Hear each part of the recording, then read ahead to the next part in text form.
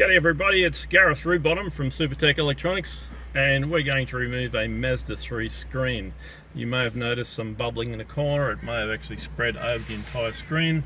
We're going to replace that one at Supertech Electronics.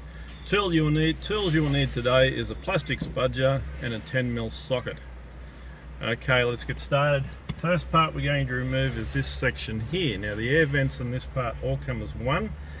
You'll need to spudger it from the end to begin with and walk the spudger along, and being careful not to break it. Once you get it at that point, you can just unplug it and put it aside.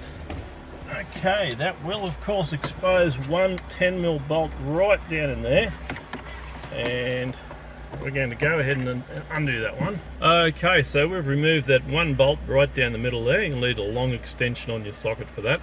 Once you've done that, the whole thing will come out. It is connected with electrical connections, so just don't pull on it past that. Once you get it to this point, we're going to start unplugging cables by pressing the middle pin and pulling it towards the front of the vehicle. They do only go back in one place, so don't worry about getting them in the wrong spot when you put it back in. Okay, so now that we've unplugged all the connections, if you've only got screen issues, in other words everything else is working fine, you can send us just the screen for repair. Now that comes out fairly easy. 1, 2, 3, 4 screws, and underneath you've got 2 electrical connections. By pressing the middle pin and pulling it towards, and once you've separated that, just send us the screen, lots of bubble wrap, and fill out our online form before you do that.